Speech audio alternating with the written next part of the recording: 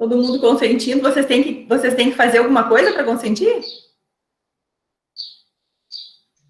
Não. Então, vamos lá. Então, na semana passada, nós estudamos a estrutura viral. E nessa semana, nós vamos estudar a replicação dos vírus. Então, só para a gente recordar da estrutura viral, porque nós vamos falar da estrutura hoje, né, durante o processo de replicação. Então, eu vou recordar vocês usando o nosso modelinho didático. Lembram como é o nome dessa estrutura que tem aqui dentro, dessa aqui? Capsídeo? Isso, é o capsídeo, né? Então, aqui nós temos o capsídeo. O capsídeo, ele é formado por capsômeros, que são subunidades que vão dar origem, na hora da organização desse vírus, vão dar origem ao capsídeo. E esse capsídeo, ele é proteico, né? É formado por proteínas. Alguns vírus são formados somente por essa estrutura de capsídeo, com material genético dentro, que pode ser RNA ou DNA, e ainda... e não tem mais nada em volta, né? É só isso. Chamamos esses vírus essa estrutura de capsídeo mais material genético de núcleo capsídeo, né? E ainda aqui dentro algumas proteínas importantes para a replicação viral podem ficar. Outros vírus, além do capsídeo, além do núcleo capsídeo, ainda tem uma estrutura externa, que vocês vão entender como ela se forma agora durante o processo, quando a gente vê replicação, que nós chamamos de envelope. Então, o envelope é formado por fosfolipídios, tem uma estrutura semelhante à estrutura da membrana plasmática, e no envelope estão as proteínas que vão ligar na célula do hospedeiro. Então, tem várias proteínas aqui, essas aqui, no caso, esse aqui é um coronavírus, né? Então, essa daqui são as spikers, que são responsáveis pela adesão do vírus na célula. Então, basicamente, a estrutura do vírus é essa, é uma estrutura muito simples, formada por um material genético, RNA ou DNA, envolto por uma cápsula proteica, que é o capsídeo. Alguns vírus ainda têm um envelope. Então, nós temos vírus nus e vírus envelopados. São os dois grupos de vírus que nós temos, que conhecemos, né? Em relação a essa estrutura, certo? Lembraram disso? Ok? Então, eu vou mostrar para vocês agora como que acontece a replicação do vírus. Então, nós falamos já que os vírus, eles não têm capacidade de se replicar sozinhos, né? Por que eles não conseguem se replicar sozinhos? Tanto que a gente nem chama de reprodução.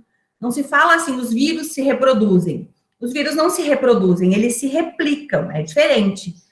Eles se replicam e não se reproduzem porque a reprodução, ela normalmente implica na capacidade da célula se fazer de uma, fazer outra, né?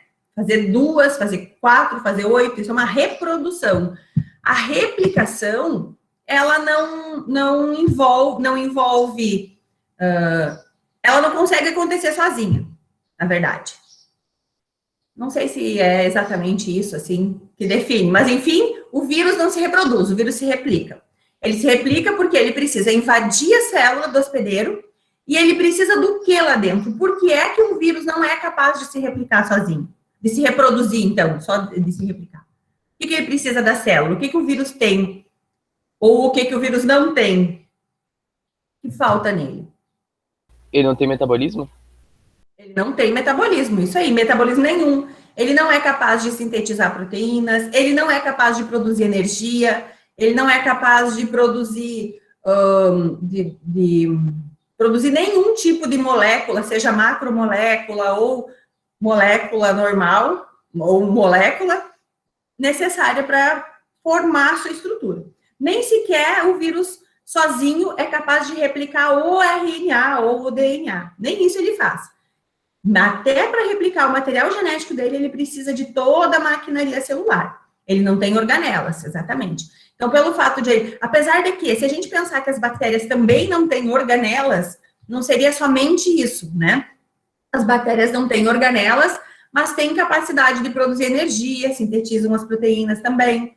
Então, é o fato de não ter organelas, mas principalmente o fato de não ter metabolismo, não ser capaz de produzir energia, não ter ribossomo, né? Porque as bactérias têm ribossomo, pelo menos. Certo? Então, não se replicam sozinhos. Isso significa que... Tá. Isso significa que se eu tiver um vírus, por exemplo, numa superfície, a gente já falou sobre isso também, né? A semana passada. Se eu tiver um vírus numa superfície, eu vou ter um vírus numa superfície. Impossível aquele vírus se transformar em 1000.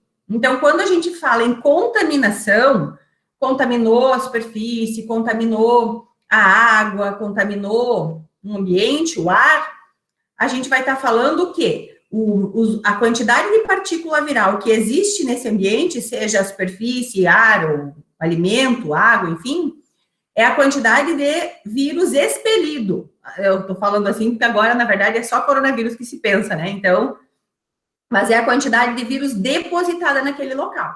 Diferente, por exemplo, de fungo ou de bactéria. Bactéria não. Eu posso ter bactéria num ambiente que essa bactéria conseguir se reproduzir ali. Por exemplo, eu posso ter, de alguma forma, colocar a bactéria num alimento, uma só, por exemplo, e aquela uma se transformar em milhões, porque ela vai usar os nutrientes daquele alimento e vai se reproduzir, né?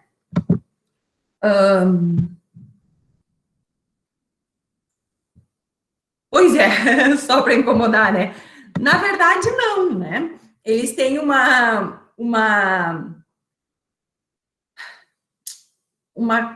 eles dão uma contribuição evolutiva muito importante para todos os outros seres vivos, tanto para os humanos quanto para os outros animais. Os vírus contribuem com genes, eles transportam genes de um lado para o outro, eles são semeadores, assim, mais ou menos. Então, eles têm uma importância aí.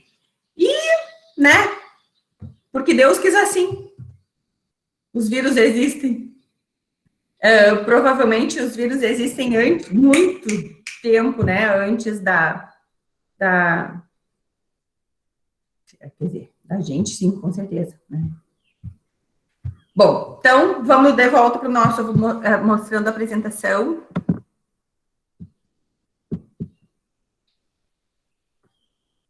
Profe, tem como o coronavírus ficar suspenso no ar?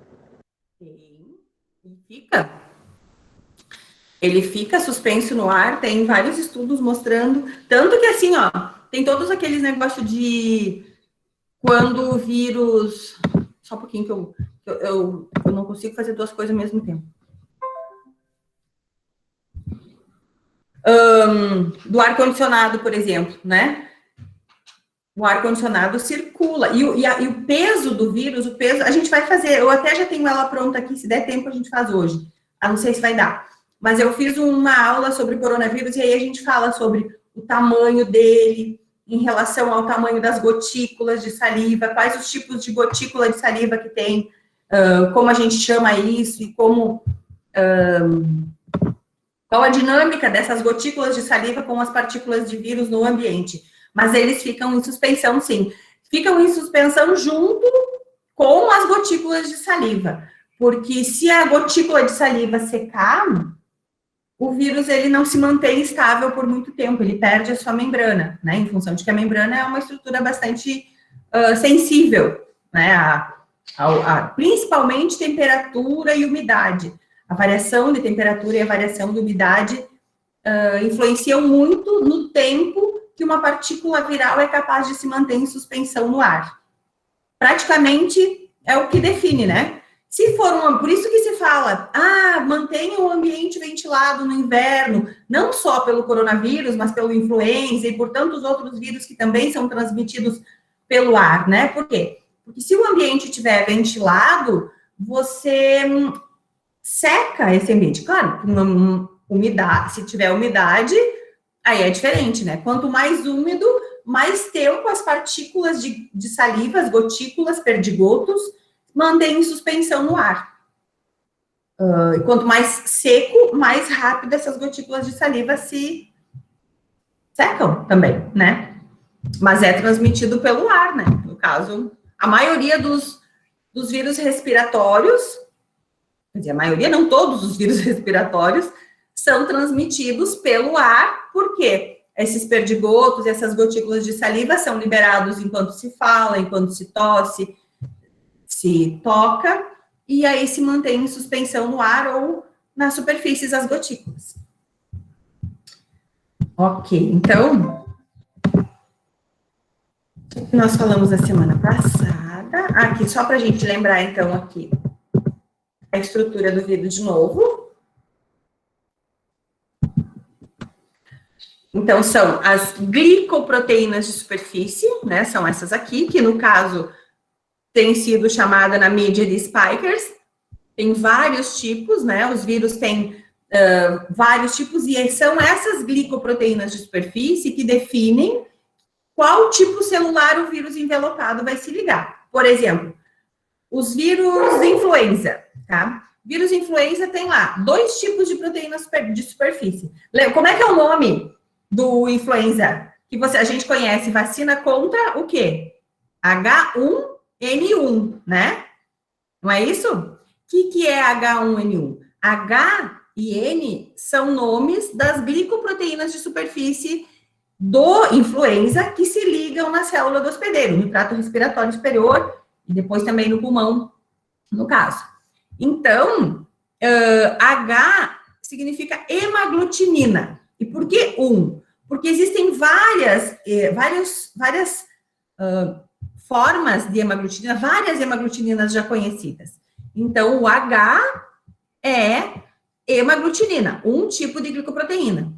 H1 significa que nesse vírus influenza, a proteína hemaglutinina encontrada é a de número 1, com aquela estrutura. H1N1. N é neuraminidase, é uma outra enzima, a proteína, uma outra glicoproteína de superfície, que também o vírus usa para se ligar na célula do hospedeiro, para invadir essa célula.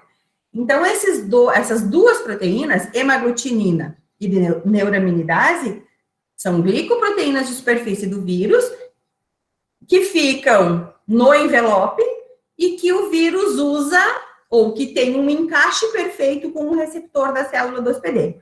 Tudo isso, evolutivamente, acontece ao acaso, né? Um dia vai acontecer uma mutação nesse vírus e esse receptor vai encaixar, ou essa glicoproteína vai encaixar no receptor de uma célula, né? E por isso que esse vírus invade esse tipo celular. Você não vai ter um vírus influenza invadindo as células da sua pele. Você não vai ter um vírus influenza causando uma doença no trato genital. Não. Por quê? Porque o vírus influenza, ele é específico, ele se liga única e exclusivamente nas células do trato respiratório. Por quê? Porque ele tem aquela proteína na superfície que encaixa ali, chave e fechadura. E não vai encaixar em outra célula. Então, normalmente, os vírus, eles são muito específicos com o seu hospedeiro e com o tipo celular no seu hospedeiro. Você também não vai ter, por exemplo, você não vai ter AIDS no trato respiratório. Por quê? Porque o HIV não vai invadir o trato respiratório. Por quê? Porque o receptor específico, o encaixe específico para a glicoproteína do vírus HIV, ele está nos linfócitos T. Lá. E é lá que esse vírus vai invadir. E nenhum outro tipo celular. A não ser que sofra uma mutação, né? Mude alguma coisa no seu genoma e mude a estrutura desse negócio aqui. E isso que faz com que os influenzas, as gripes, precisem de vacina todo ano, né? É um vírus que sofre muita mutação. Lembram que eu falei na semana passada que os vírus RNA sofrem muito mais mutação do que os vírus DNA? Porque o RNA é mais instável? Então, os vírus RNA, sim, o influenza é um vírus RNA, sofre mutação nessas proteínas, por isso que existem várias proteínas, vários tipos de hialuronidase, vários tipos de neuraminidase. Por quê? eles mutaram e mutaram a estrutura. Então, aí quando muta a estrutura, só vai ser reconhecido por outro tipo de célula ou de anticorpo. No caso do H1N1, não chega a ser reconhecido por outro tipo celular. O que muda é o que o anticorpo reconheceria para impedir a ligação do vírus na célula. E a replicação viral, então? Voltando para ela. O que é? Para que serve? A replicação viral serve para que um vírus consiga formar milhares de vírus, né? Para que exista a progênie viral. E no que implica replicação viral? Implica, se for a gente se reproduzir, pense, uma pessoa, a reprodução humana, tem que ter um material genético que descreva todas as características dessa pessoa, né? Toda a estrutura fisiológica, a estrutura anatômica, tudo tem que estar escrito nesse DNA. O vírus é a mesma coisa. Tudo o que vai ser fabricado nele precisa estar escrito no seu material genético. Só que a diferença é que a estrutura do vírus é muito simples. Então, não tem cabeça, tronco e membros, né? É só o núcleo capsídeo, o seu material genético que precisa replicar. Então, o núcleo capsídeo, normalmente, ele não é formado por milhares de proteínas diferentes, como são as nossas células. Tem uma diversidade menor um pouco. Então, é o núcleo capsídeo que precisa ser fabricado e o material genético. E as proteínas de superfície, porque o envelope mesmo, o vírus não fabrica, não precisa ser fabricado para o vírus. O envelope, ele rouba da célula, não sair da célula. Então, ele precisa replicar lá dentro as proteínas que vai formar o núcleo capsídeo, se ele tiver, as proteínas, as spikers e o ácido nucleico. E deixa eu perguntar outra coisa. Falo para vocês que as spikers são as proteínas usadas pelos vírus envelopados para invadirem a célula. E os vírus não envelopados se ligam como na célula?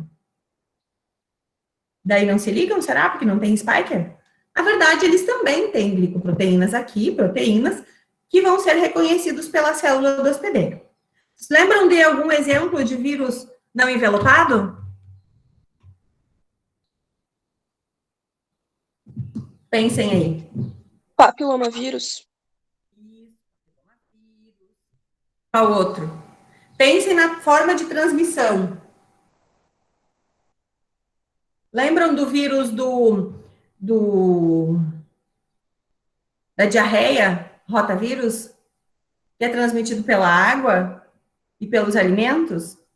O fato dele ser transmitido pela água e pelos alimentos,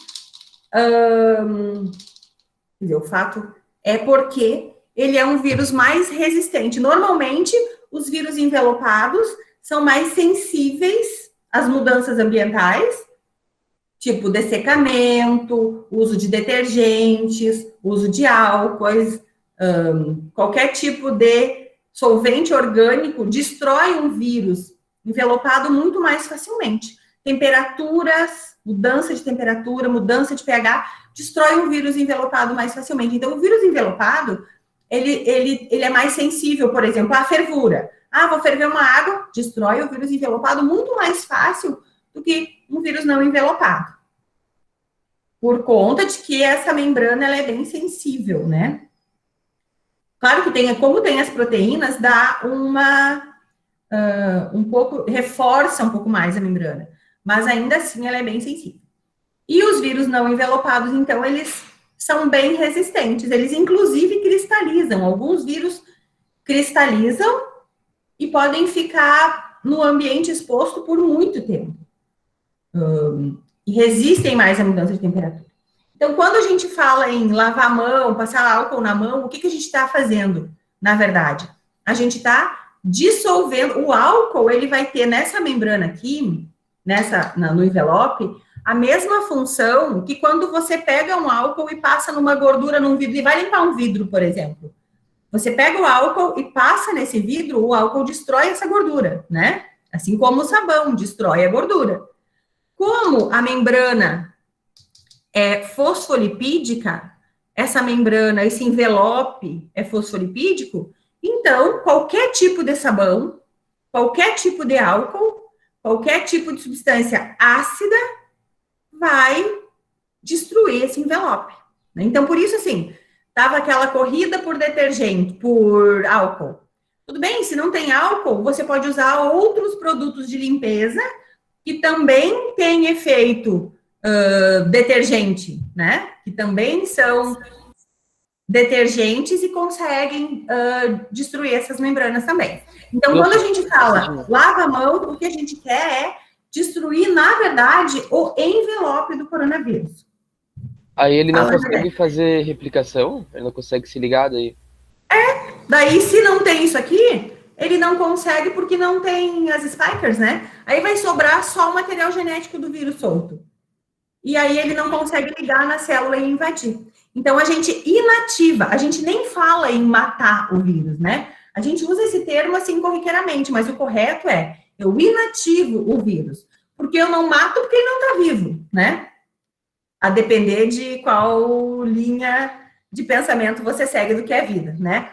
Mas, assim, se você considera que para ser vivo precisa se reproduzir, então o vírus não é capaz.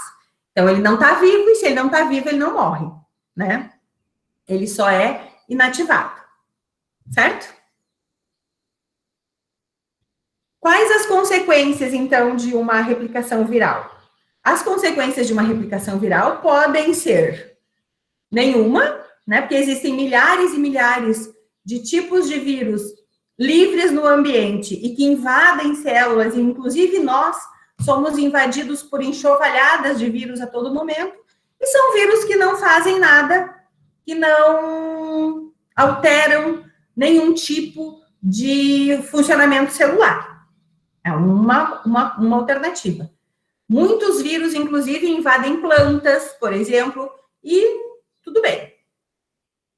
Outra consequência, então, é, no caso, que esse vírus, ao invadir a célula, cause alguma disfunção celular, faça com que essa célula invadida ou ela pare de trabalhar, né? Então, você imagina, por exemplo, um vírus da hepatite.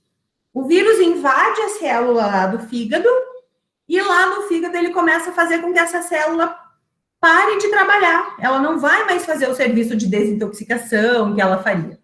Então, aquele órgão vai ficar doente porque deixa de produzir o que produzia antes, deixa de funcionar, né? Ou as células morrem, ou, por exemplo, no caso, o que faz com que a gente tenha todos esses sintomas, por exemplo, agora? É porque o vírus está ali, invadiu a célula, ele começa a se replicar, o sistema imunológico olha, vê que tem alguma coisa muito estranha, e aí o sistema imunológico começa a querer eliminar aqueles invasores, e aí vira uma bagunça o corpo inteiro, né? Tudo bagunça por conta de que o vírus invadiu e modificou alguma estrutura, alguma coisa na célula ali. E alguns vírus podem levar à morte. Aqui tem o exemplo do HIV, que graças a Deus hoje não é mais assim, graças a Deus não, graças a Darwin, hoje não é mais assim, né? Hoje uma pessoa que tem HIV, um HIV positivo, ele consegue viver, né? Normalmente, desde que tratado, a carga viral, se consegue conter a carga viral, então a pessoa não tem mais todos aqueles problemas de imunidade baixa o tempo todo, enfim. Então, hoje não, mas há um tempo atrás, o vírus HIV era um vírus que levava realmente à morte, até que se descobriu todos os medicamentos e antirretrovirais que hoje são usados para o tratamento. Uma pergunta? Não? Bom, infectar, o que significa infectar? Infectar significa invadir, né? Penetrar, no caso. Então, quando a gente fala em infecção viral, a gente está falando do processo de o vírus invadir uma célula. Essa infecção pode ser de dois tipos. Ou uma infecção produtiva, uma infecção produtiva quer dizer que o vírus invade a célula e consegue chegar lá no final ao seu objetivo, que é produzir uma progênie viral que vai ser liberada dessa célula e invadir outras células. Isso é uma infecção produtiva. E uma infecção abortiva é quando o vírus invade a célula, mas por algum motivo ele não consegue terminar o seu ciclo replicativo. Isso acontece, por exemplo, quando você toma um aciclovir em função de herpes. O vírus invade a sua célula, mas aí ele não consegue terminar o processo replicativo e o processo é abortado, né? Então, existem dois tipos de infecção, produtiva e abortiva. Outros termos que é importante que a gente entenda. O que é suscetibilidade? O que é uma célula suscetível? Uma célula suscetível é uma célula capaz de receber esse vírus, né? Então, ela tem que ter um receptor para uma das spikers, e além disso, ela tem que lá dentro toda a estrutura celular dela, tem que conseguir completar o ciclo replicativo. Vou dar um exemplo. O coronavírus, por exemplo. O coronavírus, ele é um vírus, depois eu vou falar para vocês o que é isso, que é RNA positivo. Ele é um RNA positivo.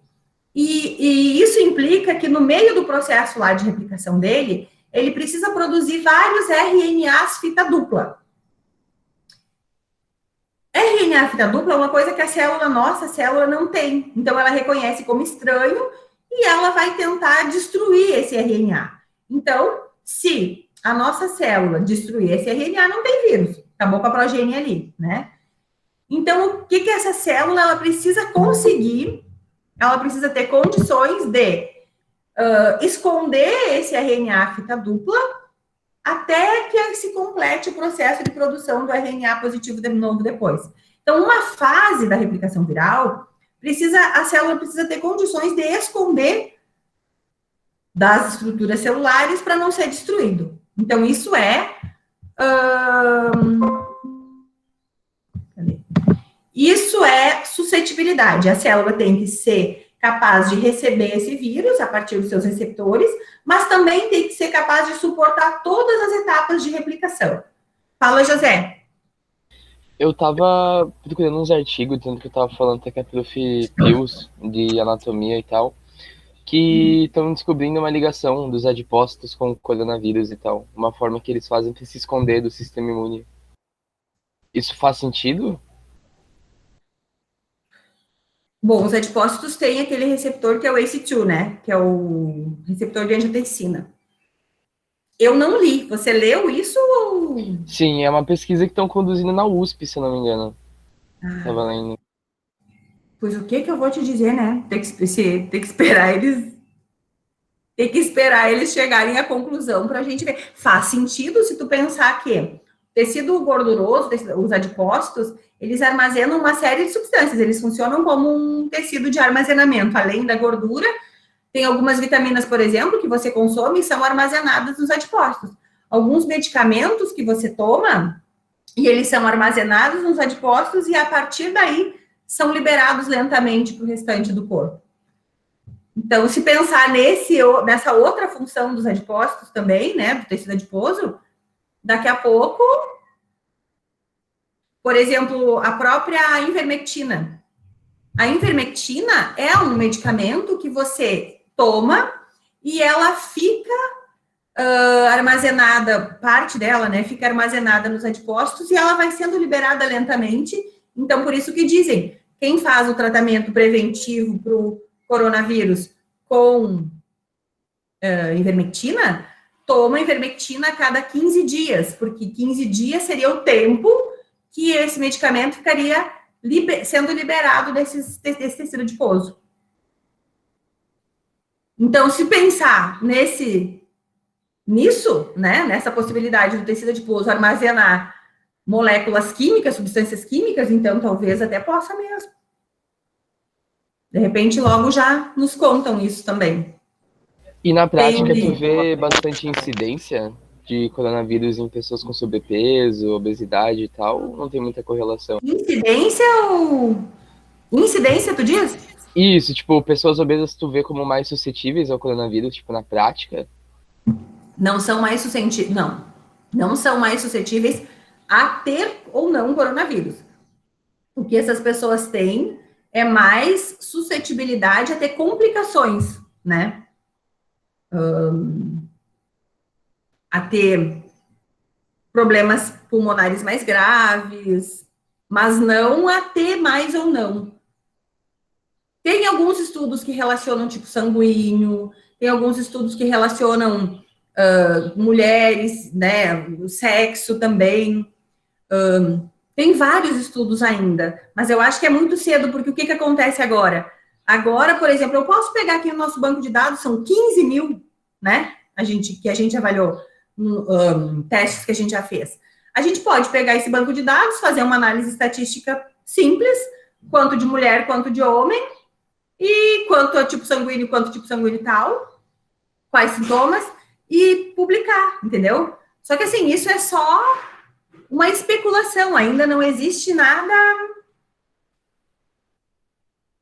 consistente. Sim, as amostras são pequenas, né? Ou são muito reduzidas a um espaço específico, né? Um território. Então, além disso, são viciadas, né? Também, assim, com viés. Uhum. É muito difícil você conseguir aplicar ter um estudo de fato. Eu acho que assim, quando todos esses pequenos, são importantes os pequenos estudos também, inclusive o nosso aqui seria importante também. São importantes. Mas quando alguém pegar todos esses estudos, que a gente chama de meta-análise, né? Quando alguém pegar todos esses estudos e avaliar todos eles juntos, e aí sim são 100 estudos, cada um com 20 mil pessoas, né? Daí sim, aí você vai ter um número mais consistente também. Então, assim, ainda... Oi. Ai, desculpa, eu te cortei, pode falar. Pode falar, era só... Tá. Vou fazer uma pergunta exemplificando, tá? Digamos que eu seja uma das únicas pessoas que usa máscara e eu convivo com outras pessoas que não usam máscara. Tem como elas criar e a gente convive, tem como elas criar alguma resistência imunológica diferente da minha? Não. E é porque depois que eu tirar, entende? Alguma coisa nesse sentido, assim? Não, sabe por quê? Na verdade, a gente sempre brincou no laboratório, inclusive, que nós estávamos todos imunes, porque, assim, por mais que a gente cuida, depois que a gente quebra o vírus, tem uma fase lá do teste que a gente quebra o vírus, espatifa ele todo, porque a gente só quer... A única coisa que a gente olha ali no laboratório para dizer se tem ou não vírus é o RNA. Lembra que eu falei na semana passada? Do negócio das superfícies, aqueles estudos que acharam só o RNA, não sabem se é replicativo ou não? Bom, o que a gente estuda ali, o que a gente procura ali é só o RNA. Então, a gente quebra o vírus. Quando a gente quebra, salta pedaços dele. Claro que não saltam pedaços pelo laboratório, isso é feito dentro de uma câmara de fluxo laminar, uma cabine biológica, as meninas estão paramentadas dos pés à cabeça, assim. Mas, enfim, que a gente dizia sempre assim, a gente está em contato com partes do vírus o tempo todo. E o que é uma vacina? É você entrar em contato com partes do vírus, teu corpo reconhecer aquilo como estranho para quando vê, atacar, né? Mas que nada. Eu peguei coronavírus igual. Então, assim, e mais uma colega pegou, a gente não... Então, isso aí que tu tá falando seria como se a pessoa recebesse uma carga viral mais baixa, né? E pelo fato de ela receber uma carga viral mais baixa, porque você estava de máscara e estava protegendo o ambiente, então eu imagino que esse tenha sido o fio condutor do teu pensamento. Sim, a pessoa recebe uma carga viral mais baixa, por isso entra em contato, mas não o suficiente para ficar doente, e então ficaria imune, né? Que seria como se ela construísse, seria como se ela construísse uma imunidade coletiva, alguma coisa assim, e que eu, por estar usando essa barreira protetora, ficasse, sei lá, de fora, entre aspas, entendeu? Sim. Né? Mas assim, não tem estudos mostrando, né, Eduardo? Talvez até, eu não posso te dizer que não, porque a ciência, na verdade, nunca tu pode afirmar nada, né? Porque, inclusive, o que tu sabe hoje, talvez amanhã seja diferente. Então, assim, eu não posso te dizer não, mas a princípio não funciona assim, né? Não funciona o fato de tu ter uma carga viral baixa, estar em contato com uma carga viral baixa, mesmo que constantemente, não vai te dar imunidade. Bem que podia dar, né? Mas não. Vamos continuar? O que eu tenho mais dúvida, assim, dúvida não, né, mas eu me questiono mais, é a questão dos assintomáticos, e aí o contraponto com as pessoas que ficam com sequelas, ou tem complicações bem graves, né? Então, assim, é um espectro enorme, né? Entre as pessoas que não sentem nada e as que vão a óbito, né? Exato. E a gente pensa também muito assim, por exemplo, a gente relaciona muito com comorbidade, né? Obesidade, comorbidade, as pessoas que têm esse tipo de situação que sofrem mais. Mas assim, eu não tenho comorbidade nenhuma. Claro que eu não cheguei a precisar ser entubada, mas eu tive coronavírus com sintomas, né? Então, se fosse por isso, eu conheço outras pessoas que tem bem mais problema que eu e passaram por ele lisinho. E aí, qual a explicação? Não sei também. Professora, Não, é justamente isso, E a capacidade que a gente tem de contaminar essas pessoas, outras pessoas, né, sendo assintomático. Esse é o meu maior medo, na realidade. A princípio, tem estudos mostrando que os assintomáticos, eles têm uma carga viral mais baixa, por isso assintomáticos, talvez então até o próprio ciclo replicativo não se complete com tanta intensidade, né, quanto nos que são sintomáticos, e então, como tem uma carga viral mais baixa, transmite menos. Essa é a explicação, né, transmite menos no sentido de que expele menos, e aí tem menos vírus no ambiente, então a pessoa que receberia talvez uma carga viral tão baixa que não fosse suficiente para chegar a causar, de fato, uma infecção, uma doença, porque aí o que acontece? A gente tem uma defesa natural, né? Inicial contra os vírus, contra todos os vírus. Essa defesa tá ali, o sistema imunológico, ele consegue dar conta meia boca, assim. Só que depois que o vírus invadiu as células, se replicou e milhares foram liberados para outras células, aí nem essas pequenas, nem essa resposta inicial, que é lá as citocinas, essas coisas, nem essa resposta inicial dá conta mais. Então, por isso que a carga viral também é importante, né? E depende de como está o teu sistema imunológico também. Tá pronto para receber isso ou tá dormindo tarde, por exemplo? Aí tá cheia de como chama? Cortisol baixa imunidade, e aí quem mais ia falar? Alguém ia falar alguma coisa? O Robson ia falar alguma coisa? eu só queria perguntar, assim, a respeito das pessoas que já foram contaminadas e teve uma recontaminação, por exemplo. Não li muito sobre, mas teve alguns casos, né? E, no caso, essas pessoas teriam, tipo, já meio que uma boa memória, assim. Pois é. Essa daí existem duas vertentes, na verdade são três coisas que se discute em relação a isso. Uma primeira coisa é a possibilidade do vírus ter ficado armazenado e ser recidivo, né? Então, por exemplo, a pessoa teve, como aquilo que o Eduardo está falando, de ficar na célula, nos antipostos, né? Então, essa é uma possibilidade, seria uma recidiva e não uma reinfecção. A outra possibilidade é uma reinfecção a partir de um vírus mutado, então não é mais o mesmo vírus, já é outro vírus, e por isso causa reinfecção de fato.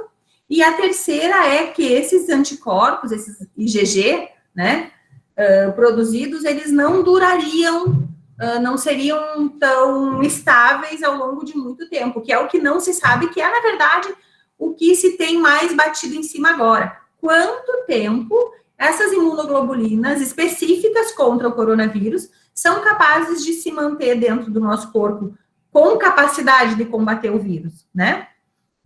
Que é o que vai definir a viabilidade da vacina, que é o que vai definir quantas doses da vacina precisa, de quanto em quanto tempo tem que ser aplicada. Isso tudo vai ser definido a partir do momento que se conseguir descobrir isso, entendeu? Pessoa que teve contato com o vírus é capaz de ficar imunizada por tanto tempo. Ou a pessoa que teve contato não fica imunizada, mas a vacina é passível de imunização. Então, isso é o que está mais se batendo em cima agora, né? Tentando se descobrir, porque vai resolver muito do problema da pandemia no momento que se souber como funciona a imunidade. Que ainda também não tem. A questão é que é tudo muito novo, né? na memória imunológica de quem teve sintomas e quem foi assintomático. Essa daí eu não sei. Não li nada a respeito. Se tem, como é que é? Deixa eu raciocinar na pergunta. Se tem diferença na memória de quem teve sintomas e quem não teve, né? Olha, eu não li nada, tá? O que eu vou te falar agora é de coisas do que eu sei, assim. A princípio não deve ter. Por quê? Se tu teve contato com o vírus e o teu sistema imunológico fez todo o processo normal de produção de células B produziram os anticorpos específicos, né? Talvez a quantidade, aí eu não sei, eu acho que eu não vou nem te responder nada, porque qualquer coisa que eu te falar vai ser especulação. Eu não sei sobre isso, não li nada. Mas é uma boa pergunta. Se alguém encontrar, pode trazer de volta pra gente a resposta. Vou tentar achar também, se eu não me esquecer. Porque é uma coisa que eu realmente não tinha lido ainda. Não vou falar bobagem, né? Melhor não falar do que falar bobagem. Tá, vamos continuar. Senão nossa aula não termina. Bom, então, suscetibilidade é isso. Permissividade é, então, essa condição que a célula tem de suportar o ciclo replicativo, é um outro termo. Tropismo, predileção por células. Então, por exemplo, ela tem tropismo por células B, tem tropismo por células do trato respiratório. O tropismo significa que aquele tipo celular tem receptores para aquela glicoproteína de superfície daquele vírus. E receptores são, então, as moléculas presentes na célula para receber o vírus. Ok? Ó, aqui tem um resuminho, tá? De como é a replicação do vírus. Olhem aí um pouquinho, vou buscar uma água.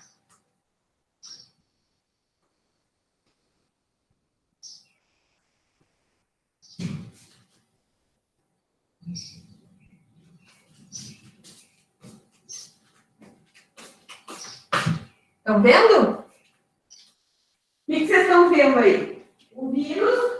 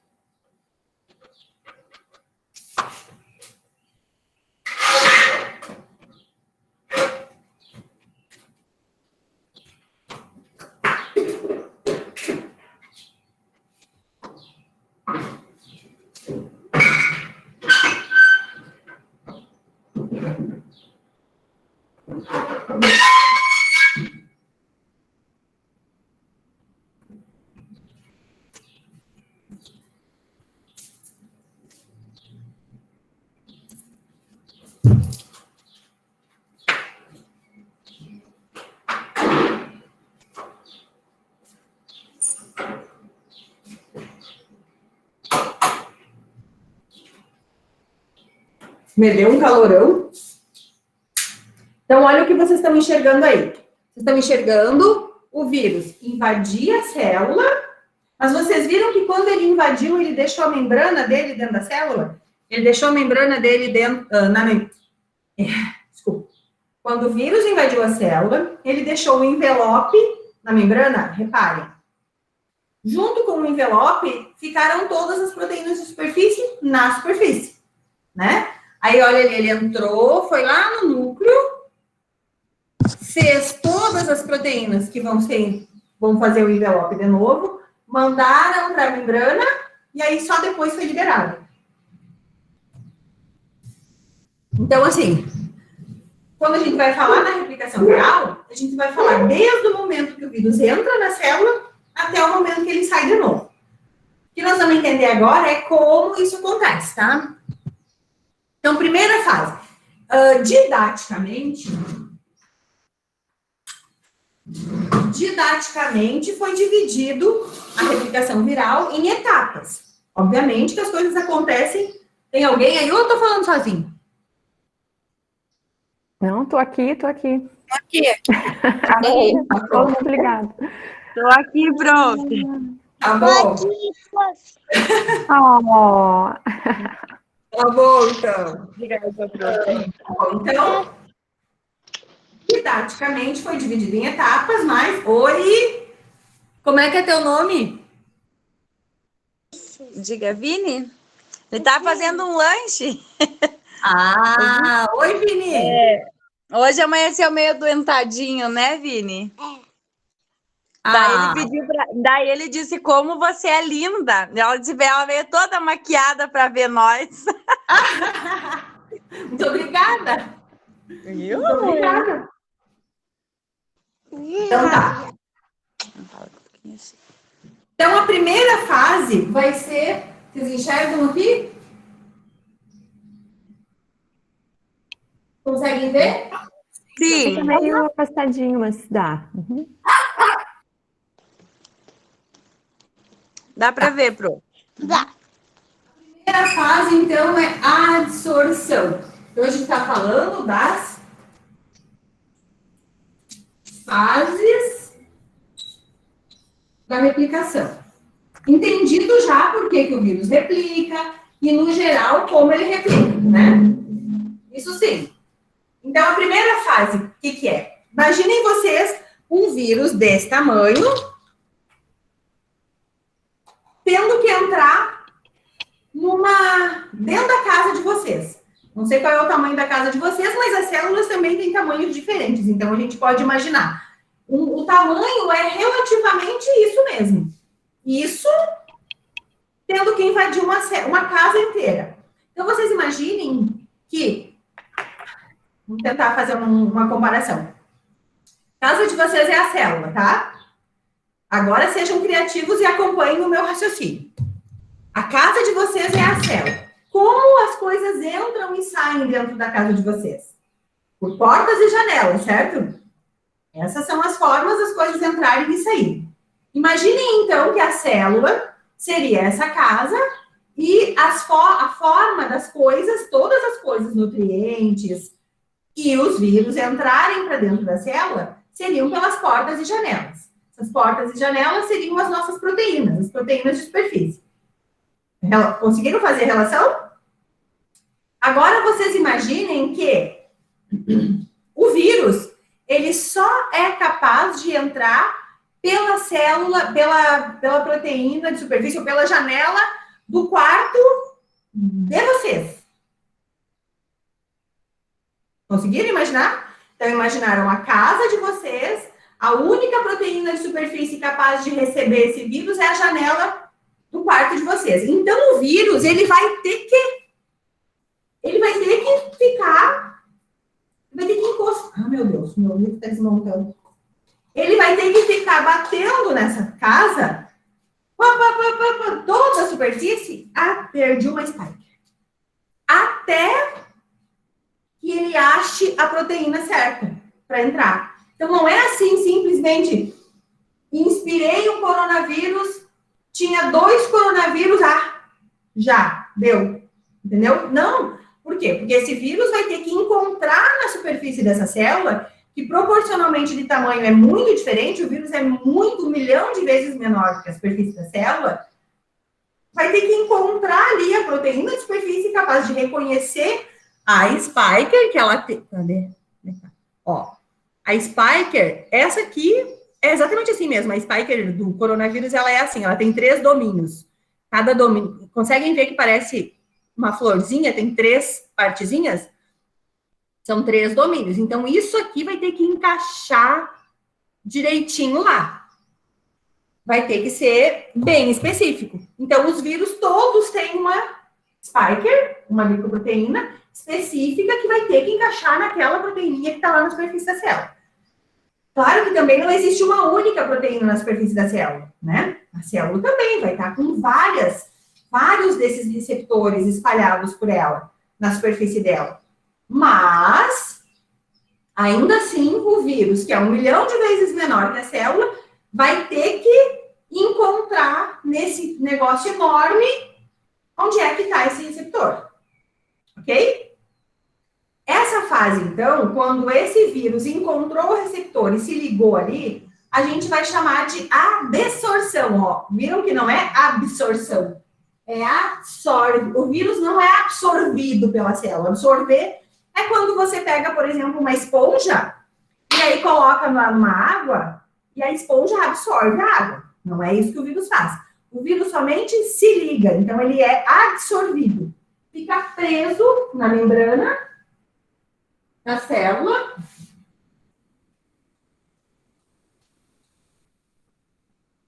Aqui está o receptor. E aqui está a proteína do vírus. Bonitinho. Então, isso aqui é essa primeira fase, que é a absorção. Olhem aqui, vocês conseguem ver aqui a animação que eu estou mostrando para vocês? Essa animação, ela mostra a absorção do HIV no linfócito. Então, olha como acontece. Prestem atenção. Não aconteceu nada. Aí, ó. Olhem quantas estruturas envolvidas. Viram? Então, o vírus ligou. No corona também acontece isso. O vírus liga numa proteína.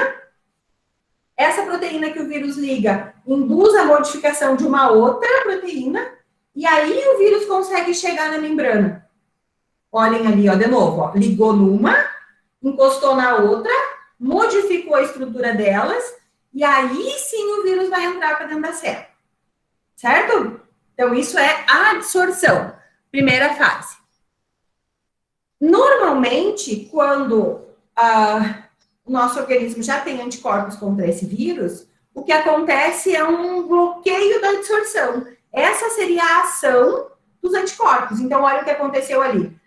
Ali estão as spikers, os anticorpos que a gente tem no nosso corpo específicos para essa spiker. Então, ele tem que ter o mesmo desenho, bem bonitinho. Esses anticorpos, eles vão se ligar nas spikers e não deixam essa primeira fase já da replicação acontecer. Assim, o vírus nem se liga na célula.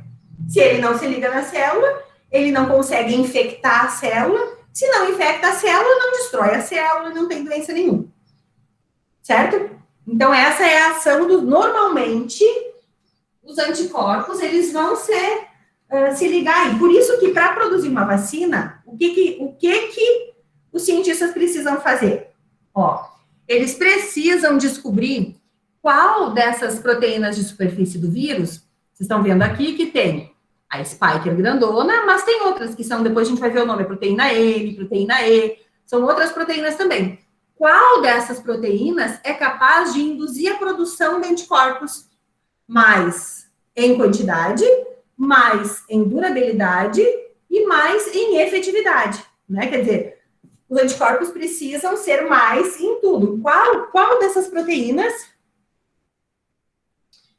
é capaz de fazer isso? E aí, depois, então, eles vão ter que produzir essa proteína no laboratório, em grande quantidade, porque vão injetar essa proteína no nosso corpo para que essa proteína induza a produção daqueles anticorpos.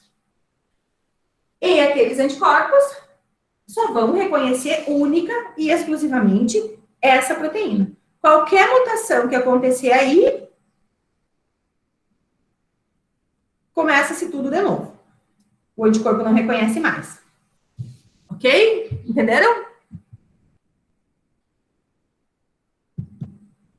Bom, depois que o vírus absorveu, o que ele precisa fazer?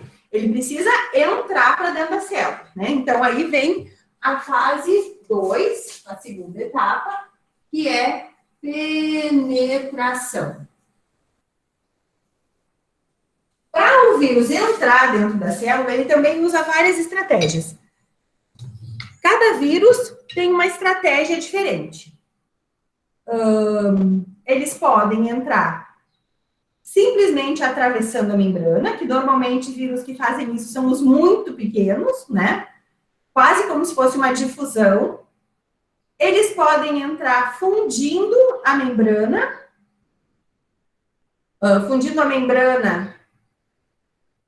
com o envelope, ou eles podem entrar por uma endocitose, né? Normal. Então, a gente vai ver agora cada uma das fases, do jeito. E também, alguns vírus, eles são desnudados ao atravessar essa membrana, junto com a penetração. O que é o desnudado? O que importa para o vírus? O que importa para o vírus? O que ele quer que seja visto dentro da célula? Só o material genético, né? Porque é o material genético desse vírus que vai definir ou que tem a receita para a produção dos novos vírus. Só o material genético. Então, ele não pode estar aqui dentro. Se o material genético estiver aqui dentro, os ribossomos não vão enxergar, as enzimas da célula não vão enxergar, ninguém vai enxergar o material genético e ele não vai ser fabricado. Então, o que acontece quando a célula penetra, quando o vírus penetra na célula? Imediatamente depois, na maioria dos casos, ele é destruído. O capsídeo é destruído e é liberado só o material genético do vírus dentro do citoplasma dessa célula ou no núcleo. Então, é a outra fase que é desnudamento. Ok. Então, aqui tem algumas animações que mostram como acontece essa fase da penetração. Ó, olhem para a animação. Prestem atenção ali. Viram o que aconteceu nessa aqui? Houve a fusão da membrana da célula com o envelope. Então, aqui, uma das formas. Como é que eu vou desenhar isso aqui? Meu vírus não era nem envelopado. Agora é envelopado. Ó, estão enxergando o meu desenho? Sim. Nem estou enxergando. Então o vírus chegou aqui, ligou, né? Ele está preso aqui na membrana.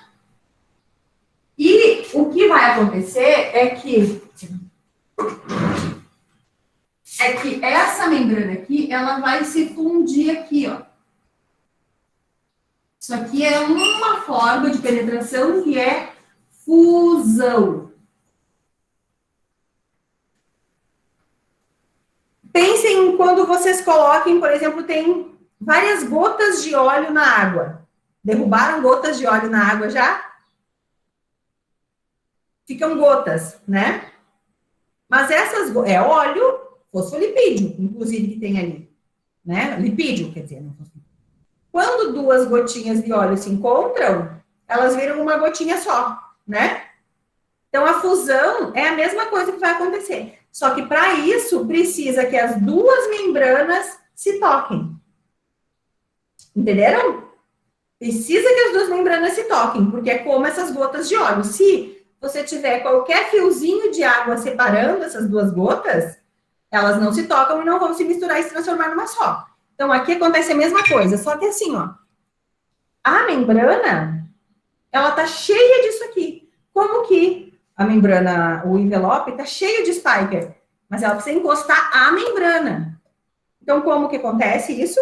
Acontece que lá na absorção, as proteínas se modificam todas para conseguir fazer o vírus se encostar na membrana da célula. Certo? Então, isso é fusão. Quer dizer que o envelope fundiu na membrana da célula. É um jeitinho. Então, ali no desenho, na animação, na verdade, tá bem... Na animação tá bem fácil de entender. A outra forma... Me dizer que não tem outra.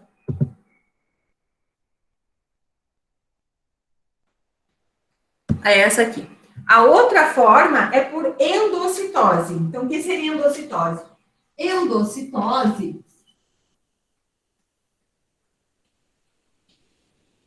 Já viram falar de fagocitose, né? Fagocitose todo mundo conhece. Então, a endocitose é um tipo de... Quer dizer, a fagocitose é um tipo de endocitose. Endocitose é quando a membrana, ela abraça o vírus e traz o vírus inteiro para dentro. Então, olhem ali na animação também. Olha, o vírus se ligou, absorveu na célula e agora ele foi endocitado. E todo o vírus veio para dentro da célula. Então, o vírus, o que aconteceu aqui foi que, ao invés dele se ligar, ele vai fazer isso aqui, ó. A membrana da célula vai fazer isso aqui, e o vírus está aqui dentro e vai entrar para dentro da célula. Aqui está o nosso vírus. Outra forma de o vírus entrar. E uma outra forma de o vírus entrar é por penetração direta, que é aquilo que eu falei para vocês, que é uma difusão. Então, que é o que acontece nessa animação aqui. Esse aqui é um desenho, é uma animação de um bacteriófago. Lembram que eu falei para vocês que bacteriófagos são aqueles vírus que infectam bactérias?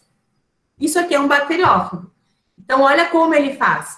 Ele modifica a estrutura dele e injeta só o material genético dentro da célula. Isso acontece porque as bactérias são muito pequenas e ainda não tem como suportar mais um vírus ainda ali dentro, né? Então, como não tem como suportar mais um vírus, ele injeta o material genético ali dentro.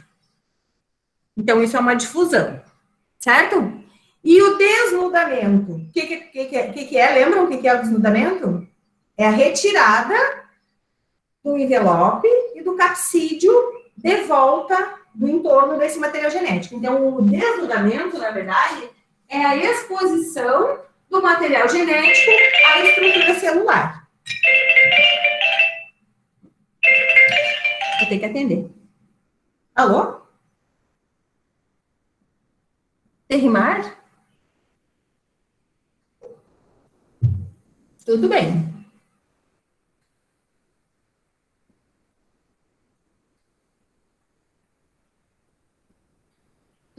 Eu tô em aula agora, mas assim que eu terminar minha aula, eu te passo eu te mando um relatório.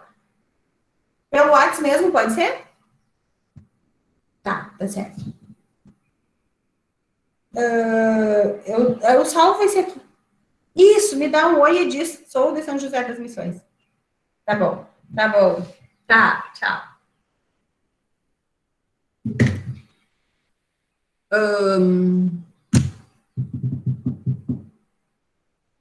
Tá, nosso vírus, então, vamos acompanhar aqui com o que aconteceu.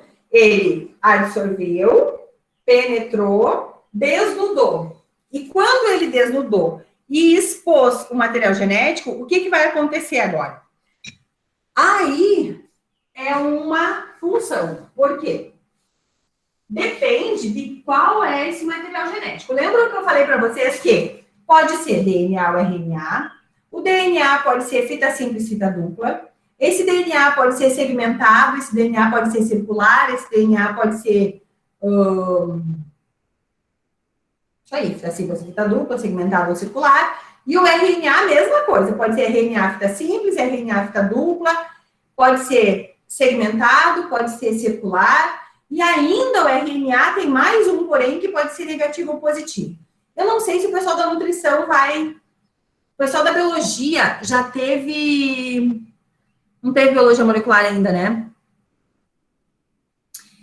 Teve já. Vocês já fizeram, já sabem o que é processo de transcrição, processo de tradução? Sim? Tá. Sim, então, prof. O pessoal da Nutri consegue acompanhar o que é uma transcrição, o que é uma tradução?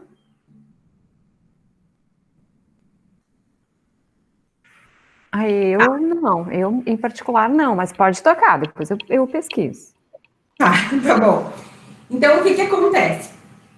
Imaginem vocês que, para fabricar, para sintetizar um DNA, como é que acontece? Sempre tem que ter uma cópia que é complementar, certo? Então, por exemplo, se o vírus for... Vou dar um exemplo de como é o corona, tá? O corona, ele é um RNA positivo. O que significa isso? O positivo se refere ao fato de que esse RNA, assim que for liberado no citoplasma, os ribossomos conseguem ler já. Os ribossomos leem e as proteínas já vão sendo fabricadas. Isso é um RNA positivo. Se o RNA for negativo, vai acontecer que, quando esse RNA for liberado no citoplasma, ele vai ter que ser transcrito num RNA positivo, para daí ser lido pelos ribossomos. O ribossomo só lê RNA positivo. Na verdade, a gente chama de RNA positivo, mas é a estrutura química desse RNA que permite que tenha lá um códon inicial que permite a ligação dos ribossomos. Por isso que ele é positivo. Se ele for negativo, ele não tem esse iniciador e não consegue ser lido. Então, positivo. RNA positivo pode ser lido pelos ribossomos imediatamente. RNA negativo precisa ser transformado em RNA positivo para daí ser lido. Certo? Então, no caso do coronavírus, ele é um vírus RNA positivo. Isso significa que, assim que esse RNA for liberado aqui no citoplasma, já vai sair fabricando proteína viral. Se for um vírus DNA, o que vai acontecer? Esse DNA, fita dupla, né? Ele vai ter que ser transcrito em RNA para daí ser traduzido. E assim é que vão ser fabricadas as proteínas. Sempre vai ter um processo de transcrição, de tradução lá dentro do citoplasma, que vai depender como vai acontecer, qual maquinaria vai precisar, vai depender de que tipo de material genético esse vírus tem. Então, se for no caso do coronavírus, por exemplo, o coronavírus tem um genoma bem especial, assim, ele tem um genoma muito grande, na verdade é o maior genoma já conhecido de vírus RNA, e pelo fato dele ser muito grande, o RNA ser muito instável, e a RNA polimerase também não conseguir fazer cópias muito longas, é mais possível acontecer mutação. Eu acho que agora eu já fui muito longe. Não, esquece. Volta. Não precisa saber disso aí agora. Isso aí eu acho que vocês vão estudar na Biomol. Mas, se alguém quiser, eu posso falar depois, de repente. Mas o que eu quero dizer é que, dependendo do tipo de material genético do vírus, vai ser a forma como vai acontecer as coisas aqui dentro. Vai ser a estrutura celular que vai precisar, quais as moléculas, quais enzimas. Alguns vírus trazem algumas enzimas junto, alguns vírus vêm sem enzima nenhuma, e aí tudo isso vai acontecer lá dentro. Se for, por exemplo, um vírus HIV, o que vai acontecer com o vírus HIV? Não tem um plano. Se for um vírus HIV, vai acontecer o seguinte. O vírus HIV é um vírus RNA segmentado, só que ele é um vírus que tem aqui dentro, junto, uma enzima que se chama transcriptase reversa. Então, assim que ele penetrar e for desnudado, o vírus, essa transcriptase reversa, que é o RNA, tá? Essa transcriptase reversa vai fabricar um DNA. Para daí, porque é um RNA negativo, para daí esse DNA ser transcrito de novo em RNA positivo, que daí vai ser traduzido em proteína. Entenderam? É mais difícil, né? Talk to me, please. Falem-me alguma coisa. Digam-me o que entenderam e o que não entenderam. Assim, vou resumir, tá? Então, para o que vocês precisam entender disso. A ideia eu acredito que esteja meio confusa mesmo, porque essa parte é um pouquinho mais difícil, porque tem um pouco mais de biologia celular e molecular aí junto. Mas, assim, a questão é, assim que o vírus invade a célula e expõe o seu material genético, a célula vai olhar para aquele material genético e ver conforme qual material genético é, o que eu vou fazer agora, né?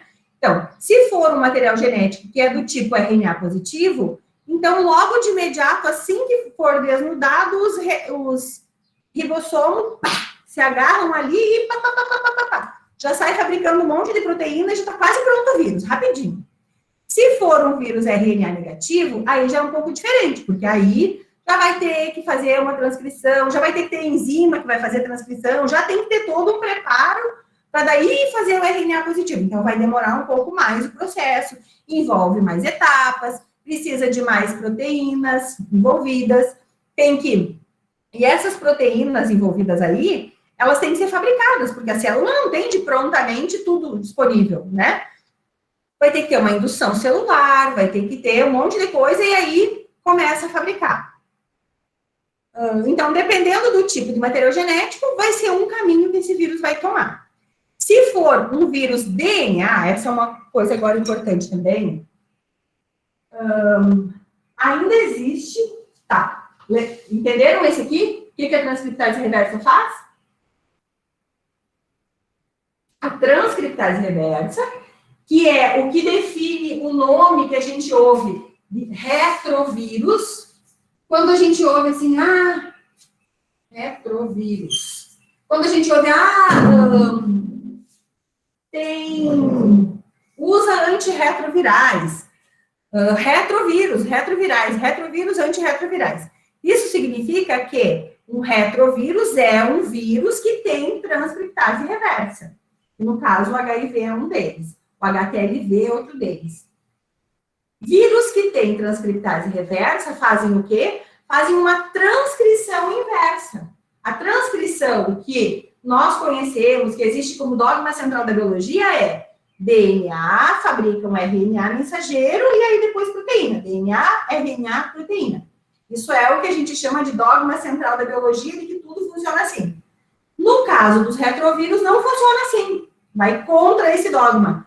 Por quê? Porque acontece que de um RNA acontece uma transcrição reversa para DNA. Qual a implicação disso? No caso dos vírus, a implicação é que esse DNA aqui, ele pode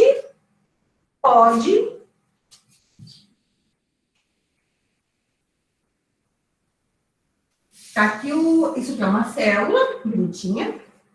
Esse é o núcleo da célula.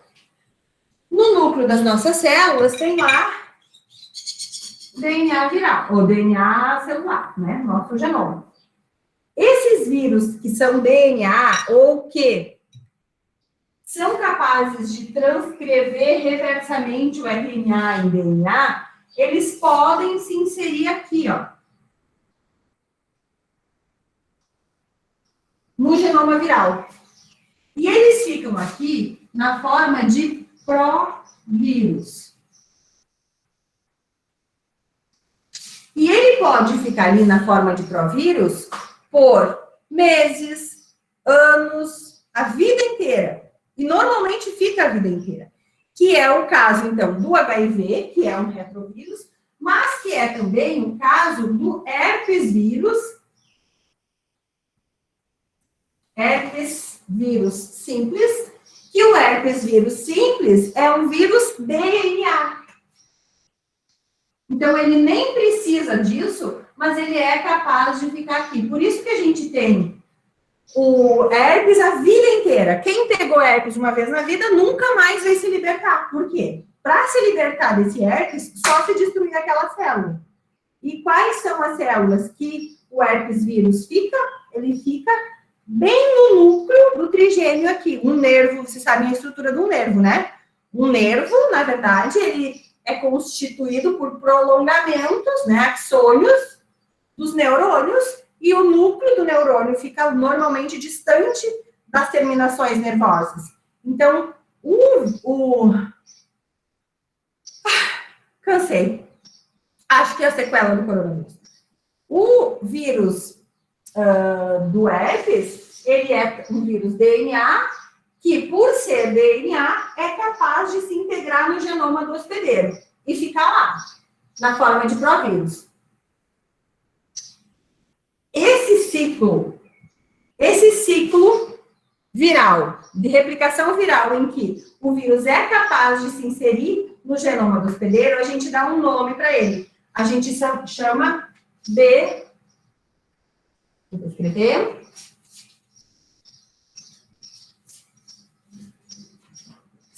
ciclo lisogênico. Ciclo lisogênico. O que é um ciclo lisogênico? Um ciclo lisogênico é quando o vírus invade a célula, invadir a célula implica nessas três etapas, conseguir absorver, conseguir penetrar e conseguir se desnudar dentro da célula. Então, implica o vírus infectar essa célula e depois conseguir se inserir no genoma do hospedeiro. Daí ele fica lá, para sempre. Até que um dia, no caso do herpes, por exemplo, que é uma coisa fácil da gente entender, até que um dia, por algum motivo, que cada pessoa tem o seu, normalmente imunidade baixa, enfim, o vírus acaba sendo reativado. Reativar o vírus significa o quê? Significa fazer com que ele produza mais vírus de novo. Ele tá quietinho aqui, bem bonitinho. Aí, eu pego um torraço no sol e isso, por algum motivo, ativa o meu vírus. Ativar o vírus significa que agora ele vai produzir um monte de RNA mensageiro, e esses RNAs mensageiros vão ser traduzidos em proteínas, e novos vírus vão ser fabricados. Isso é uma reativação viral, ele tá lá, quietinho. No caso do corona, voltando para a história da reativação do corona, não é isso, né? A reativação do corona não significa que o corona seja capaz de se inserir no genoma do hospedeiro, pelo menos não se descobriu isso ainda. O corona, ele é um vírus RNA positivo sem transcriptase reversa, então ele pode até ficar armazenado nos adipócitos, mas ele vai ficar a estrutura toda dele armazenada lá, e não só o genoma. Entenderam o que é um ciclo lisogênico? Sim? Um ciclo lisogênico é um ciclo de replicação viral em que o vírus invade a célula e se insere no genoma e o genoma do vírus fica armazenado no genoma do hospedeiro. Por isso que, por exemplo, algumas pessoas podem passar até 10 anos sem nem sequer manifestar sintomas do HIV, por exemplo, da AIDS. Porque o vírus está ali, quietinho. Desde que ele não seja reativado, desde que ele não seja ativado, ele não vai se replicar, não vai destruir célula nenhuma e tudo vai seguir normal. A vida segue andando normalmente. Então, isso, entendido. Ciclo lisogênico. E o outro ciclo mais simples, meu Deus, vocês viram o risquedo que eu faço. Um quadro na sala de aula fica pior ainda. E existe, então, deixa eu organizar esse desnudamento, e aí a gente chama essa quarta fase, essa que eu estava explicando para vocês, de síntese de macromoléculas. Por que a síntese de macromoléculas? Quais seriam as macromoléculas que precisam ser produzidas aqui? Tem que montar o vírus. Do que o vírus é formado mesmo? De material genético, o RNA, o DNA, e proteína. Basicamente isso, né? Então, essas macromoléculas vão ser material genético e proteínas. Basicamente isso. Como que isso acontece? As proteínas eu já expliquei, né? E o material genético, duplicação. É um pouquinho mais complicado do que só duplicação. Mas nós vamos ficar na duplicação. Duplicação de DNA, duplicação de RNA. Isso. Me parece, quando eu tenho uma parte que eu não consigo falar, me parece que vai faltar isso para vocês, mas é que eu acho que vocês ainda não conseguem entender essa coisa. Talvez eu acho que vocês vão ter isso lá com o Daniel, depois em biologia molecular. Aí ele vai falar da parte da biologia molecular da replicação viral. Agora acho que ainda não. Bom. Então, aqui, a gente pode ter o que eu falei para vocês, então, eu expliquei que é o ciclo lisogênico.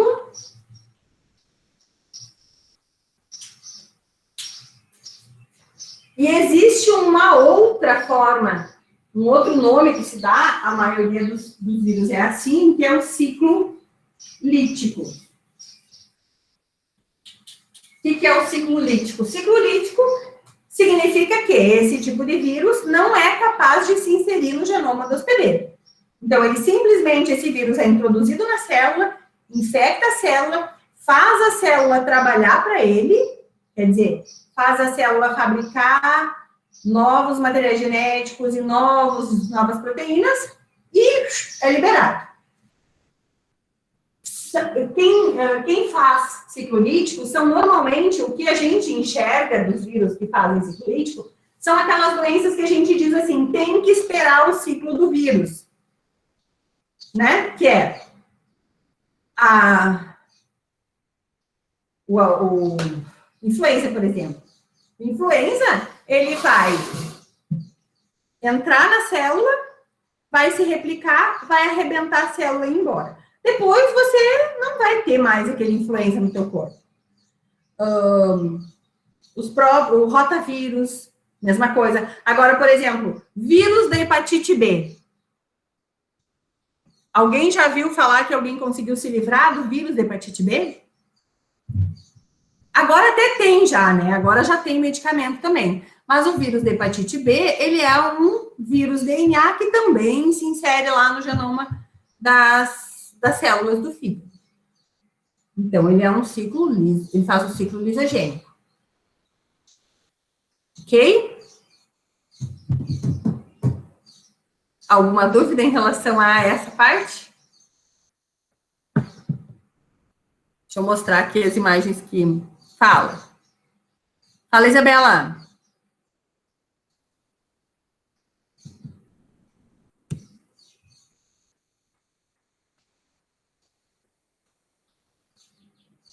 Sim, porque depois, porque o que acontece no ciclo? Ela perguntou assim, se o ciclo lisogênico, o vírus pode contaminar igual, né?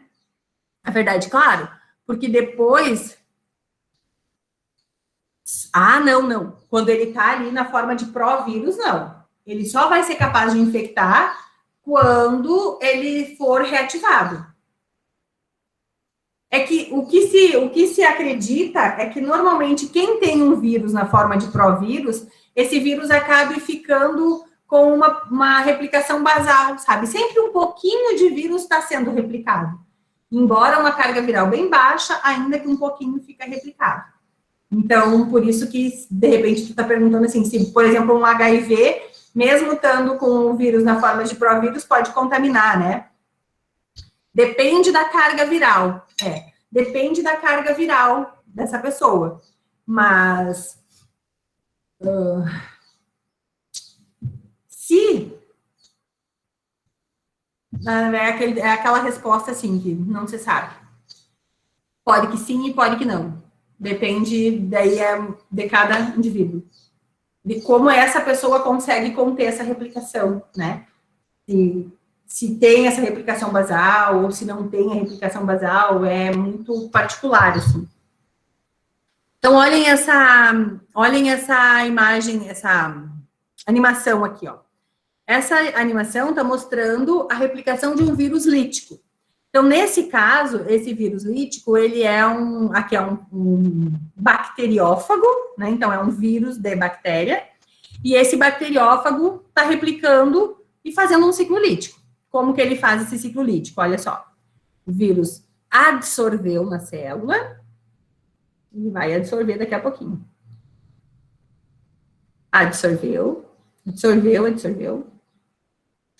Penetrou, que no caso aí foi por difusão. Desmanchou toda a célula. Vocês viram que ele, para fabricar as coisas do vírus, ele desmontou as coisas da célula, né? Isso acontece nas nossas células também. Para que as nossas células fabriquem vírus, elas precisam parar de fabricar o que elas fabricariam para a gente, né? E depois, o vírus simplesmente, rompeu a célula e liberou toda a sua progênie para infectar novas células. Agora, aqui comigo, pensem e me respondam. Em relação ao material genético, qual tipo de vírus é capaz de fazer ciclo lítico? Vírus DNA faz ciclo lítico?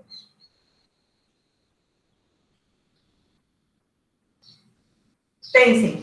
Vírus DNA. Faz ciclo lítico? É capaz de invadir a célula, se replicar e romper a célula e ir embora? Bolinhas do meu coração. Não, acho que não. Ó, pensa. Ai, Jesus. Não, quero que vocês pensem comigo. Raciocinem aqui. O vírus é DNA, tá?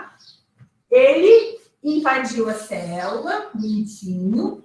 Quando o vírus chegou aqui dentro, será que obrigatoriamente ele tem que vir para o genoma ou ele pode simplesmente se replicar e romper a célula? Ele pode só fazer um ciclo lítico também. Esse vírus pode fazer só um ciclo lítico. Não necessariamente todos os vírus DNA fazem ciclo lisogênico. Então, o ciclo lítico pode ser um vírus DNA e pode ser um vírus RNA também. Inclusive, um retrovírus. Pode também fazer ciclo lisogênico. Agora, ciclo lítico. Agora, ciclo lisogênico. Qual tipo de vírus faz ciclo lisogênico? O vírus DNA pode, vejam que não é assim, um vírus DNA faz. Um vírus DNA pode fazer um ciclo lisogênico, quer dizer, pode se inserir na célula ou não, isso aí. E retrovírus. E retrovírus também. Agora, um vírus RNA que não é um retrovírus não vai conseguir nunca fazer um ciclo lisogênico. Não vai conseguir se inserir na célula do hospedeiro. Ok? Vamos ver aqui agora a animaçãozinha do lisogênico. Olha aqui o ciclo do vírus lisogênico, como que ele faz. Foi lá na célula, absorveu, penetrou. No caso, não precisa desnudar, né? Porque já inseriu direto só o material genético. E o genoma viral vai ficar na forma, aqui como é um fago, né? De profago. Ou provírus, tanto faz. Até que, vai ficar assim, bonitinho ali, até que por algum motivo esse vírus seja reativado e aí começa a fazer o ciclo lítico. Então, ele primeiro faz um ciclo gênico, depois faz um ciclo lítico.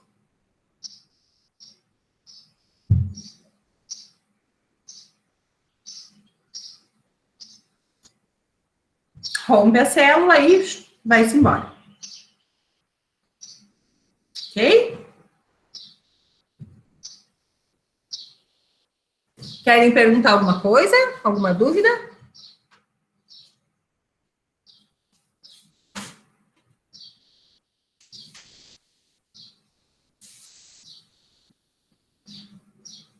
Não?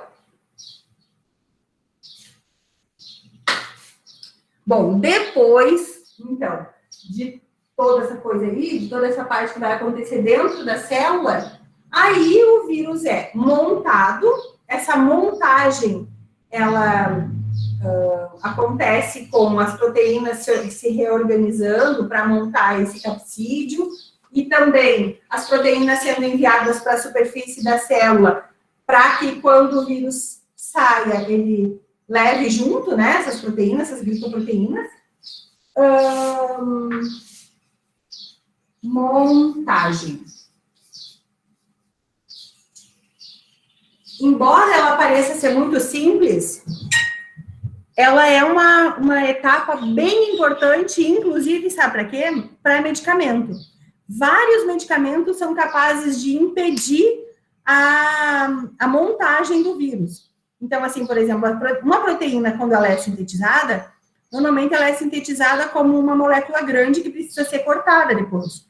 Se não for cortada essa proteína, o vírus já não consegue ser montado. Tem uma animação, essa aqui, acho. Não. Essa animação aqui, ó. Ela é um pouco longa, tá? Mas eu quero que vocês prestem atenção. Também é o ciclo replicativo do HIV. Então, tá aqui, ó. Vocês vão olhar 2 vezes, tá? Mas prestem bem atenção. O vírus se ligou numa proteína, mudou a conformação da outra, aí as 2 proteínas mudaram a conformação de novo e se aproximam, e aproximam o envelope da membrana celular. Fusiona, que é a fase da penetração, e o nucleocapsídeo é enviado para dentro do citoplasma. O nucleocapsídeo vai ser destruído, aqui são as 2 fitas de RNA, e em rosa é a transcriptase reversa. Agora, olha o que o RNA vai fazer. Tem 2 fitas de RNA aí e a transcriptase reversa. O que essa transcriptase reversa vai fazer? Vai fabricar uma molécula de DNA. Começou de novo. Tá, então vai lá, proteína GP120, que vai se ligar na CD4, que é a glicoproteína de superfície, né? A spiker. Muda a conformação, a outra encaixa, faz com que as 2 membranas se encostem. A penetração, nesse caso, é por fusão de membranas. O vírus insere somente o nucleocapsídeo no citoplasma. O capsídeo é destruído, liberando desnudamento, né? Liberando o RNA. O RNA, ele vai ser transformado pela transcriptase reversa em DNA. E esse DNA agora, ele está pronto para se inserir no genoma do hospedeiro. Então, ele vai ser mandado lá para o núcleo, claro, faz primeiro uma cópia simples, depois a fita dupla, e aí agora vai ir lá para o núcleo da célula. E vai ficar bonitinho lá quietinho num cantinho.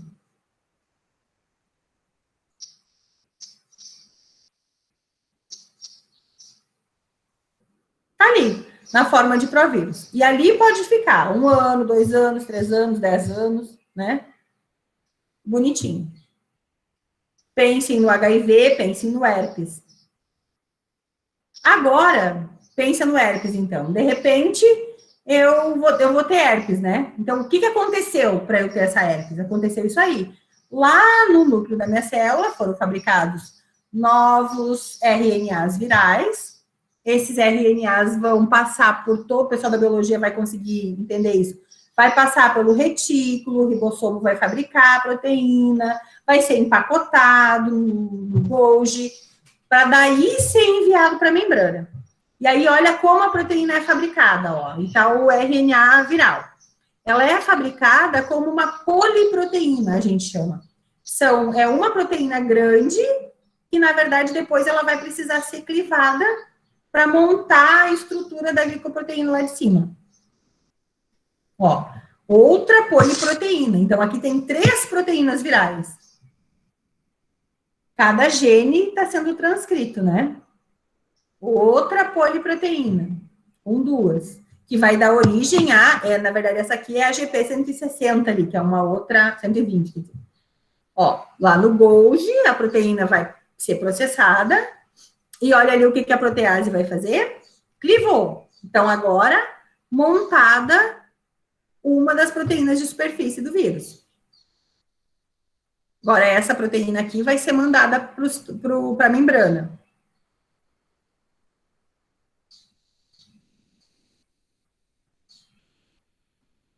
Não vai.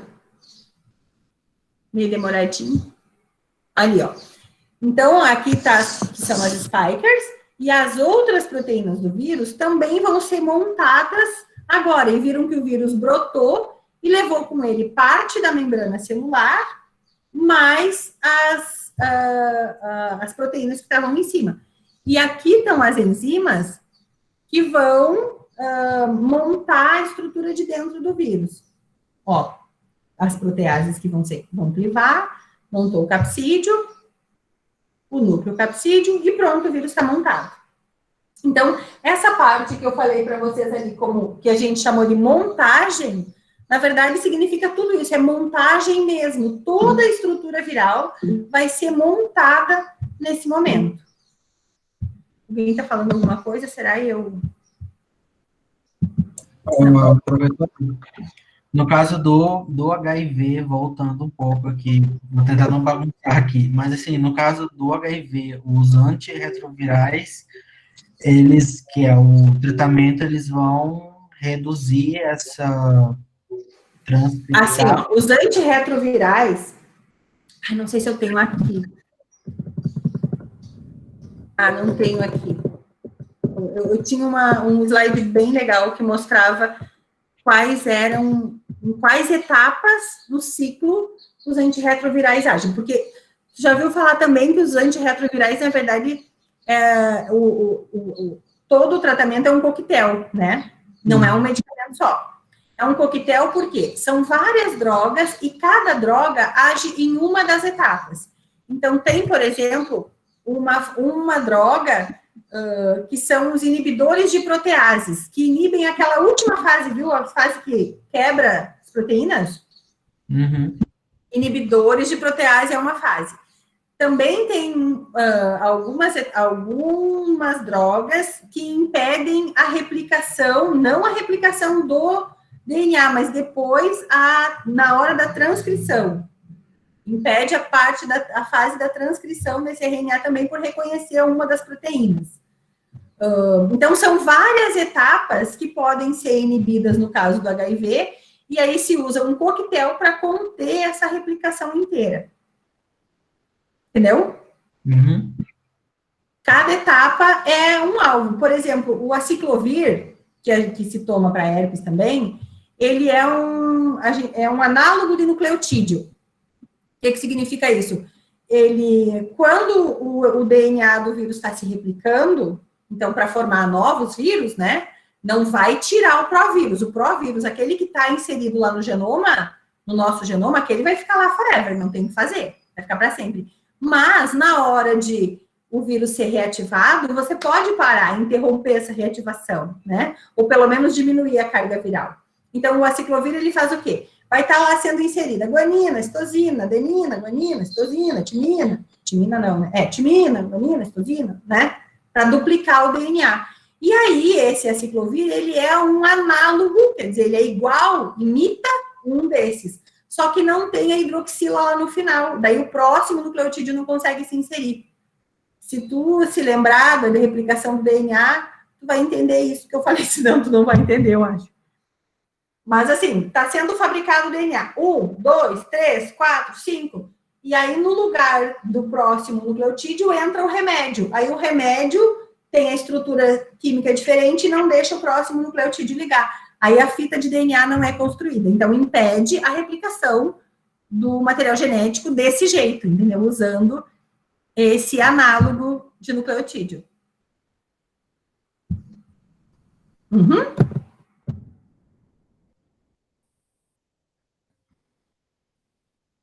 Bom, e depois, então, dessa montagem, aí no material de vocês está escrito maturação.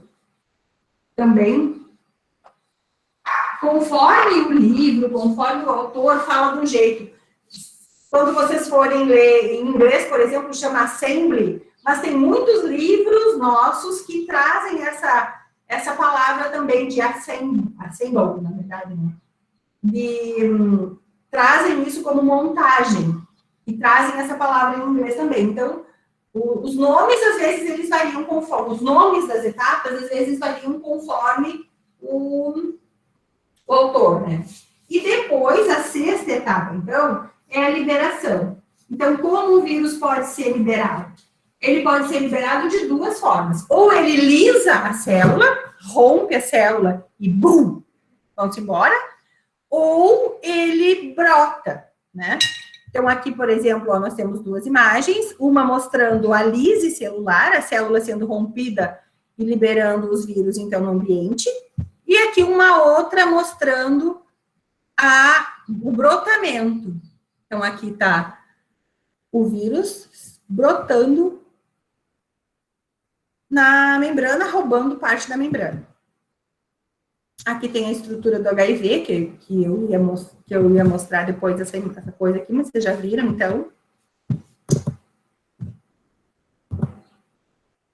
11h47. Bom, então tá. Então era isso.